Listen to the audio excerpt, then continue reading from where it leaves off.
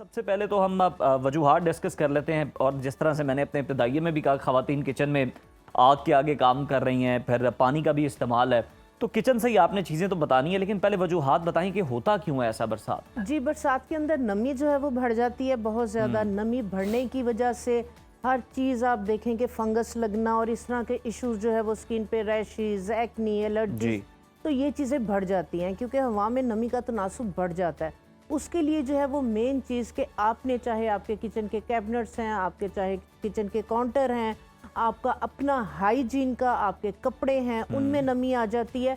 तो हमने होश संभालती जो चीज़ें देखी कि जिस दिन धूप लगती होती थी, खासकर बरसात के मौसम में हर चीज़ को धूप लगवाई जाती थी। यहाँ तक कि अगर किचन के अंदर जो है वो डिब्बों में पड़ी हुई दालें वगैरह होती थी, उसके अंदर भी नमी आ जाती थी और उसके अंदर सुसरी, सुंडी और उसके अंदर भी जो है वो फंगस लगने का, अगर क्योंकि घरों में होता है कि राशन जो है वो मंथली इकट्ठा डाल लेते, तो धूप जो है वो लाजमी लगवाएं।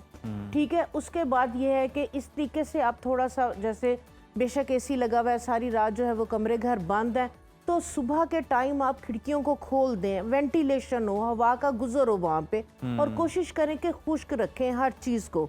सफाई का बहुत ज़्यादा जो है वो ख्याल रखें। इस मौसम में आपको आप देखें कीड़े मकोड़े, मच्छर, इस तरह की चीज़ें भी जो है वो बढ़ जाती हैं। तो इसके लिए ये है कि जिस तरह से हम फंगस का, एलर्जीज वगैरह की हम बात कर रहे हैं, तो उसके लिए जो है वो मैं एक सोप जो है वो शेयर करूँगी कि साबुन जो है वो आप एक तो लाजमी बना के रखें। आपके घर के अंदर जो भी आप साबुन यूज़ कर रहे होते हैं, छोटे छोटे उसके टुकड़े जो है वो बच गए, आप उसको फेंके नहीं। ठीक है। वो वाले अगर आपने संभाल के रखे हुए हैं, वो वाले साबुन के टुकड़े ले लें। या आप क्या करें कि एक साबुन जो है वो जैसे 100 ग्राम का एक छोटा पहले बना के रख लें। आपको बनाना आ जाए, उसके रिजल्ट अच्छे हैं, तो फिर आप ज़्यादा क्वांटिटी के अंदर बना सकते हैं। सिंपल आप जो है वो एक सोप लें, उसको जो है वो कश कर लें। एक नॉन स्टिक फ्राई पैन के अंदर आप क्या करें कि 1 गिलास पानी का लें, मुट्ठी भर के उसके अंदर पुदीने, मुट्ठी भर के उसमें नीम के पत्ते डाल के उसको ब्लेंड कर लें। उसके बाद उसको स्टेन करके उस नॉन स्टिक फ्राई पैन के अंदर ये वाला जो है वो पानी डाल दें। इसको पकाएं कि ये पानी थोड़ा सा रह जाए, उसके अंदर ये वाला आप साबुन डाल दें और इसके अंदर 1 चाय की चम्मच आप हल्दी की डाल दें और इसको मिक्स करें। नॉन स्टिक जिस तरह से हलवा हम बनाते हैं वो सारी साइड्स छोड़ देता है। ठीक है। पानी ड्राई हो जाएगा, आप क्या करें कि कोई भी ढक्कन ले ले, उसके अंदर शापर बिछा के ये वाला चम्मच के साथ सारा साबुन उसके अंदर जो है वो डाल दें और उसके बाद उसको जो है वो थोड़ा हार्ड होने दें, वो दोबारा साबुन की शेप में आ जाएगा। अच्छा, ये वाला साबुन आप हाथ धोने के लिए, नहाने के लिए, मुंह हाथ धोने के लिए, ठंडक का भी एहसास देगा। फिर हल्दी की प्रॉपर्टीज आप देखें वो कितना अच्छा काम करेगी। और नीम आपको पता है एंटीसेप्टिक, एंटीबैक्टीरियल उसकी जो है वो क्वालिटीज हैं और सेफ है। अगर बच्चों ने भी हाथ धोए हुए, मुंह धोया हुआ या उससे नहाए हुए हैं, तो वो बिल्कुल सेफ है क्योंकि हर्बल है, ऑर्गेनिक है। ठीक है। अगर वो उसी साबुन से हाथ धोए, अगर आप कुछ खा वगैरह रहे हैं, तो वो अगर नीम की प्रॉपर्टीज आपके हाथ में या अगर आपकी बॉडी में उसके जो एक्सट्रैक्ट्स हैं एब्जॉर्ब है, तो वो एक तो नमी नहीं आने देगा आपकी बॉडी के ऊपर। ठीक है। एंटीसेप्टिक, एंटीबैक्टीरियल की वजह से इचिंग, रैश, खारिश ये चीज़ नहीं होगी, तो फिर जो है वो फर्दर जो भी कोई प्रॉब्लम इशू होने हैं वो नहीं होंगे। बिल्कुल ठीक है। अच्छा, अब दूसरी तरफ हम देखें तो जो हीट रैश है, हम उसकी बात कर रहे हैं। नाखूनों की जो फंगस हैं, ये भी बड़े मसाइल हैं, तो हमें ज़रा मरहलावार बताएं कि इनके लिए क्या क्या टोटके जो हैं वो हमें यूज़ करना है। जी, जिस तरह से नेल की वाकई बहुत ज़्यादा जो है वो नेल फंगस और इस तरह से जो है ये प्रॉब्लम हो जाती है। आप क्या करें कि आप जो है वो जिस तरह 50 ml आप जो है वाइट पेट्रोलियम जेली जो है वो ले लें और उसके अंदर 1 खाने का चम्मच कैस्टर ऑयल का डाल दें और 1 खाने का चम्मच उसके अंदर जो है वो आपने जो फटकड़ी है खील करके रखी हुई है, 1 खाने का चम्मच उसका पाउडर डाल दें और थोड़ा सा उसके अंदर का फूड डाल दें। ठीक है। इन चारों चीज़ों को मिक्स करेंगे तो ये आपकी एक क्रीम सी बन जाएगी। अच्छा। आप जब बर्तन धोने लगे हैं, कपड़े धोने लगे हैं या बर्तन धो के कपड़े धो के फारिग हो गए हैं, तो आप जो है ये वाली जो क्रीम है अपने हाथों पे, अपने पाँव पे लगाएं। उंगलियों के अंदर अगर आपके पानी है, नमी है, उसको जो है वो आप टिश्यू वगैरह के साथ साफ करें, यानी कि नमी नहीं होने दें। अच्छा, एक चीज़ जिस तरह से अगर हम बात कर रहे हैं तो इसके अंदर मैं नेपी रैश की जो है वो बात करना चाहूँगी। जरूर जरूर। मैंने देखा है माएँ क्या करती हैं, पैम्पर पहनाने से पहले ढेर सारा टैल्कम पाउडर डाल देती हैं। हाँ जी। नहलाने के बाद बच्चों पे, नेक वगैरह पे अच्छी तरह से टैल्कम पाउडर डाल देती हैं।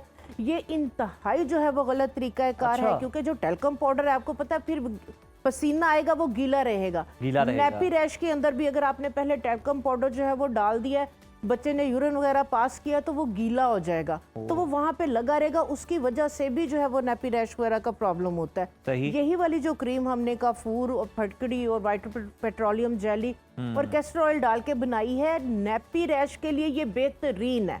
ठीक है, बच्चे को आपने नहला दिया, ड्राई कर दिया, यही वाली आप क्रीम थोड़ी सी लेके आप जो है ये आप लगा के फिर बच्चे को पैम्पर करें, और टेल्कम पाउडर वगैरह का इस्तेमाल बिल्कुल भी नहीं और ये करें। बड़ी आप सस्ती क्रीम आपने बताई, हालांकि इस मकसद के लिए जो क्रीमें आती हैं वो खासी महंगी हैं, बहुत महंगी होती हैं। अगर जिनको नेल फंगस वगैरह हो गया, यही वाली जो जेली वाली हमने क्रीम बनाई है, तो आप अपने नेल्स के ऊपर रात को जो है वो अपने हाथ अपने धो लिए, खुशक करके यही वाली क्रीम आप अपने नेल्स पे, अपने हाथों पे, क्रैक हील्स पे, और अगर उंगलियों के अंदर जो है वो नमी आ गई है, खारिश हो रही, ब्लीडिंग हो रही होती है, तो आप इसको वहां पे भी जो है वो लगा सकते हैं।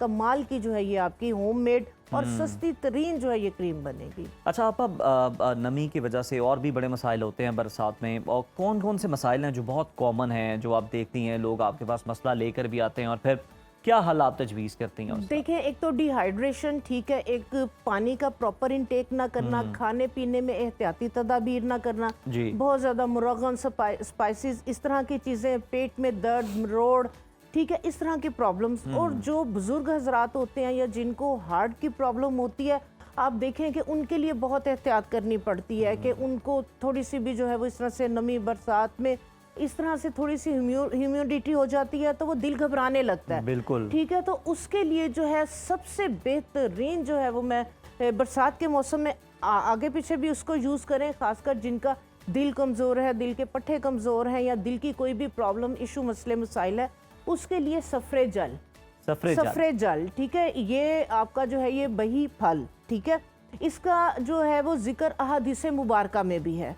तो इसका मुरब्बा जो है वो धो के, क्योंकि मीठा होता है, तो इसका मुरब्बा जिन लोगों को ये वाले दिल घबराना, दिल में घबराहट हो जाना, पसीने आने, बिला वजह का, जी बिला वजह सीने पे जो है वो बोझ है, तो उसके लिए जो है सफरे जल, ये बही दाने का जो मुरब्बा है, सेब की तरह से होता है, बहुत लजीज होता है, और अहादीसा मुबारका में भी इनका जो इसका जिक्र है। तो खाली पेट अगर आप खासकर इस 2 महीने के मौसम के अंदर, वो तमाम बुजुर्ग हजरात को या जिन्हें दिल कमज़ोर होने की, दिल की घबराहट की, क्योंकि ये बहुत ज़्यादा इशू होता है कि पसीना आया थोड़ा सा, या कोई भी किचन में काम किया, या गर्मी से आप आए तो दिल घबराने लगता है, कुछ समझ नहीं लग रही होती, पसीने आना शुरू हो जाते हैं। तो आप इसका जो है वो नाश्ता शुरू कर दें, इसके साथ आप देखें कि आपकी जो है वो दिल को ताकत मिलेगी और सुकून मिलेगा। दूसरे मौसम में दूसरे नंबर पे इस मौसम में खाली पेट आपने थोड़ा सा खाली पेट थोड़ी सी क्वांटिटी में सुबह ले लें आप। जी जी जी, इसका छोटा सा पीस, जिस तरह से एक छोटा सेब होता है, इतना पीस अगर आप खाना शुरू कर देंगे, आप देखेंगे कि आपके दिल को ताकत मिलेगी। ठीक है, और दूसरे नंबर पे इस मौसम में पसीने से स्मेल आना, बहुत ज्यादा मुंह से स्मेल आना, मैदा आपका जो है वो कमजोर हो जाता है, कुछ भी आप खा लें पेट में दर्द, मरोड़, दस्त, इस तरह के जो है वो इश्यूज आने लगते हैं। तो उन सब के लिए जो है ये इसका मुरब्बा जो है ये बेहतरीन है, क्योंकि ये आपके मैदे को भी जो है ये ताकत देता है, ठंडक देता है, और इसके खाने से जिनके पसीने से बहुत ज़्यादा स्मेल आती है, तो पसीने की स्मेल को भी जो है ये ख़त्म करेगा, बल्कि आपकी बॉडी से जो है वो एक खुशबू आना शुरू हो जाएगी। बड़े अनगिनत फ़वाइद हैं इसके। जी जी जी। उसके बाद इसके जो बीज है ना, ये इस तरीके से होते हैं जिस तरह से अनारदाना होता है। ठीक है, अब जैसे फेस के ऊपर एलर्जीज वगैरह, जब जैसे हम एक्नी वगैरह की बात कर रहे हैं, खारिश होती है, रैशेज हो जाते हैं, तो उसके लिए आपने एक चाय की चम्मच के बराबर इसके बीज, ये अगर 50 ml जो है वो पानी है, इसके अंदर आपने डिप करके इसको फ्रिज में रख देना। ये एक खुद ब खुद एक जेल फॉर्म के अंदर ये आ जाएगा। आपने जो है वो किचन में काम कर रही हैं, आप बाहर धूप से आए हैं, आपने सादे पानी से चेहरे को वॉश किया, आंखें बंद करें, इसको आप पूरे फेस पे स्प्रे कर लें। बेहतरीन। विद इन सेकेंड्स ये आपकी इचिंग को ख़त्म करेगा, आपकी एलर्जी को ख़त्म करेगा, आपकी एक्नी को ड्राई करेगा, और आपकी स्किन को जो है वो हाइड्रेट और मॉइस्चराइज कर देगा। ठीक है, इसको दिन में 3 से 4 दफ़ा, 5 से, जब मर्जी आप इसको जो है वो यूज़ कर सकते हैं। बल्कि नहाने के बाद अगर यही वाला स्प्रे आप अपनी पूरी बॉडी के ऊपर भी स्प्रे कर लेते हैं, तो आपको इचिंग, रैश, खारिश, इस तरह की कोई भी प्रॉब्लम जो है वो नहीं होगी। सफरे जल और बही दाने के बीज और इसके फल के इतने ज़्यादा फ़ायदे हैं, खासकर ये बरसात के मौसम में, कि अगर आप इन चीज़ों को यूज़ कर लेते हैं तो आपके जो है वो कोई भी प्रॉब्लम, मसले मसाइल इस मौसम से रिलेटेड इंशाल्लाह ताला नहीं होंगे। अच्छा, आप अब जो ख़वातीन किचन में तेज़ आके हाई फ्लेम के सामने खड़ी हैं, काम कर रही हैं, कुकिंग कर रही हैं, और उन्हें कुकिंग करते हुए या फिर उसके बाद में कौन सी ऐसी चीज़ या स्प्रे जो है वो लगाना चाहिए कि उनकी स्किन भी सेफ रहे, उनके हाथ भी जो है वो महफूज रहे? उसके लिए जो सबसे बेहतरीन आपके फ्रिज के अंदर और बिल्कुल फ्री की जो चीज़ें हैं, एक खाने का चम्मच दही का लें, अच्छा, एक खाने का चम्मच उसमें कॉर्नफ्लोर डाल दें, ठीक, एक चुटकी उसके अंदर काफूर की, एक चुटकी उसके अंदर फटकड़ी की, ज्यादा नहीं डालनी। सिंपल ये 4 चीजें जो है इसका पेस्ट बना लें। आप किचन से फारिग हो रही हैं, इचिंग रैश, आपको खारिश जलन हो रही है, कोशिश करें कि आप खारिश मत करें, इचिंग मत, उससे फिर होगा कि रैशेज हो जाएंगे, जख्म हो जाएंगे, ठीक है। तो आप जो है वो पंखे के नीचे बैठे नॉर्मल करें। उसके बाद ये वाला जो फेस पैक है आप अपने फेस पे, अपनी नेक पे, जहां जहां इचिंग रैश खारिश हो रही है उसके लिए भी ये वाला फेस पैक बेहतरीन है। दूसरे नंबर पे बच्चों के खासकर ब्लस्टर्स, जिसको हम जो है वो गर्मी दाने या पित्त कहते हैं, पानी के बारीक बारीक छाले बन जाते हैं, खारिश हो रही होती है और बहुत बुरी तरह से, तो यही वाला जो फेस पैक है नहलाने के बाद पानी इसी तरह से ड्राई होने दे। कोशिश करें एक दूसरे का तौलिया मत यूज़ करें, अपनी कंघियां जो है वो डेली बेसिस पे उनको वॉश करें। आपके जो बिस्तर के चादरें वगैरह हैं उसको डेली बेसिस पे धूप लगवाएं या चेंज करें, यानी कि थोड़ी सी इस चीज़ की आपने जो है वो एहतियात करनी है। और ये जो कॉर्नफ्लोर, दही, उसमें एक चुटकी काफूर, एक चुटकी जो है वो फटकड़ी की, ये क्योंकि जो काफूर है ठंडक देता है, सुकून देता है, फटकड़ी आपको पता है कि अंदर से जो है वो ये जो मौसम है ये बैक्टीरिया के लिए बड़ा फायदेमंद मौसम है, उसका बड़ा सूटेबल मौसम है बैक्टीरियल इसके अंदर, क्योंकि नमी है ना, तो नमी के अंदर जो फंगल इन्फेक्शन और जो बैक्टीरिया है वो पलता है। आपा अब जरा थोड़ा सा बालों की हिफाजत की तरफ भी आ जाएं। आजकल बाल जो है वो कहते हैं कि मॉनसून में ये 2 महीने में बाल बड़े टूटते हैं लोगों के, बिल्कुल ऐसे बाल जो है रफ हो जाते हैं, जिनके बाल अच्छे खासे सिल्की भी होते हैं तो वो भी अगर बालों में अपने उंगलियां फेरें तो कुछ बाल हाथ में भी आ रहे होते हैं और वो आपको लग रहा होता है कि हार्ड हुए हैं। ऐसा क्यों होता है? हाँ जी बिल्कुल, इसलिए कि बरसात है ना, तो इसके अंदर बहुत ज्यादा स्वेटिंग, पसीना, और इस तरीके से वो फिर डस्ट को जो है वो कैच कर रही होती है, क्योंकि नमी होती है, ऑयल होता है, तो वो डस्ट जो है वो आपके बालों में, आपकी स्किन के ऊपर जो है वो एक लेयर जम रही होती है।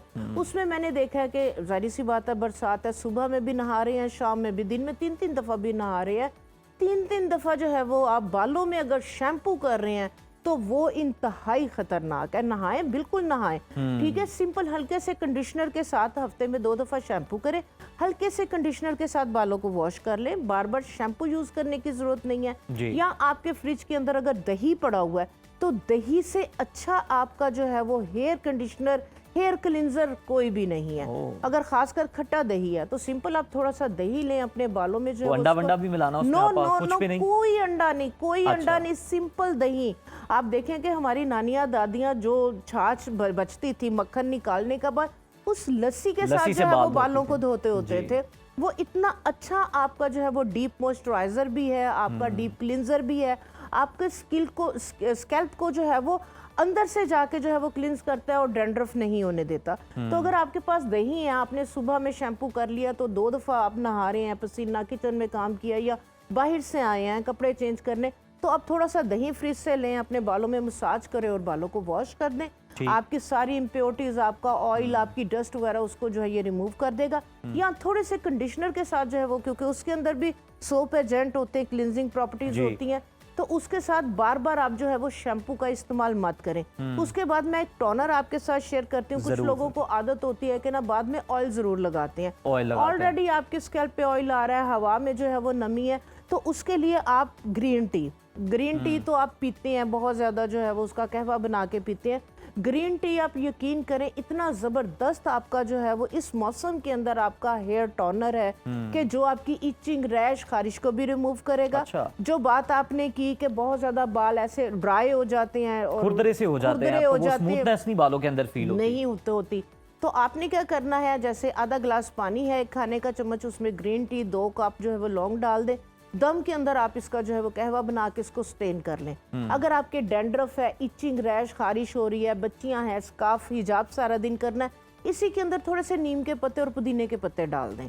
नीम एंटीसेप्टिक, एंटी बैक्टीरियल प्रॉपर्टीज, पुदीना एक बड़ा अच्छा सारा दिन अरोमा आएगा, खुशबू आएगी और कूलिंग इफेक्ट देगा। तो इस तरीके से टोनर बना के रख लें। आपने नहाए हैं, बाल धोए हैं, तौलिए से आपने बाल खुश्क कर लिए, ये वाला टोनर आप अपने रूट्स और अपने सारे बालों पे जो है वो स्प्रे कर लें और उसको ड्राई होने दें। ये एक प्रोटेक्टिव सी लेयर बना देगा। अगर डस्ट वगैरह भी आ रही है तो आपके बालों के ऊपर एक लेयर इसकी जो है वो नहीं जमेगी। और स्कैल्प पे अगर इसको आप स्प्रे करेंगे तो आपकी इचिंग, रैश, खारिश नहीं होगी, बल्कि जैसे ही थोड़ी सी हवा लगेगी, पसीना आएगा तो आपको कूलिंग जो है वो इफेक्ट जो है वो इसके साथ फील होगा। बेहतरीन, और वो फिर इचिंग नहीं होगी आपको उसके। नहीं होगी। अच्छा, आप ऑयल की हम बात कर रहे थे तो ये भी बड़ा सवाल, लोग कहते हैं कि ऑलरेडी कुछ कहते हैं कि नहीं बरसात में भी आपको जो है ना वो ऑयलिंग करनी चाहिए, डेली ना करें, 2 दिन बाद कर लें। कुछ कहते हैं कि ऑलरेडी स्कैल्प में इतना ऑयल आया होता है तो आपने मजीद ऑयल अप्लाई करके कहाँ जाना है, क्या करना है आपने, सही तरीका आपका क्या है? बरसात में मैं बिल्कुल भी इस चीज को जो है वो मैं प्रेफर नहीं करूंगी कि आप ऑयलिंग मस्ट करें। अच्छा। ऑलरेडी आपकी बॉडी से जो है वो इतना ज्यादा आपके सीबम जो है वो एक्स्ट्रा ऑर्डिनरी जो है वो प्रोड्यूस हो रहा होता है, इतना ज्यादा जो है वो सीबम आ रहा है आपके स्कैल्प पे, आपकी बॉडी पे ऑलरेडी ऑयली है, और आप ये वाला भी ऑयल लगा के आप अपने पोर्स को जो है वो क्लॉग कर देंगे। आपके स्कैल्प पे आपके पोर्स बंद हो जाएंगे, डैंड्रफ नहीं भी होनी तो डैंड्रफ होगी, बाल नहीं भी गिर रहे तो बाल गिरेंगे। ठीक है, तो ये हाँ, हफ्ते में एक दफा वीकेंड पे अगर आप चाह रहे हैं, आपने बाल धो लिए, खुश्क कर लिए, आपको पता है कि मैंने बाहर नहीं जाना, पसीना नहीं आना, या धूप में या जॉब पे नहीं जाना, तो फिर आप जो है वो 1-2 घंटे के लिए जो भी आप प्रेफर कर रहे हैं ऑयल, आप जो है वो ऑयलिंग करके मसाज करें और 2 घंटे के बाद आप अपने बालों को वॉश करें। बिल्कुल सही है, बहुत शुक्रिया पापा, आपने सारे जो बरसात के अंदर जो होते हैं उनका हल जो है वो तजवीज़ भी कर दिया, वजूहात भी बता दी, आप उनसे बच भी सकते हैं और ये चीज़ें बनाकर जनाब आप घर में रख भी सकते हैं और फिर आपको किसी किस्म की कोई प्रॉब्लम भी नहीं होगी। और जो महंगी प्रोडक्ट्स आप ख़रीदते हैं उनसे भी आपको छुटकारा मिल जाएगा, बजट भी आपका जो है ना वो अलाइन रहेगा। बहुत शुक्रिया आपका, वंस अगेन आपका।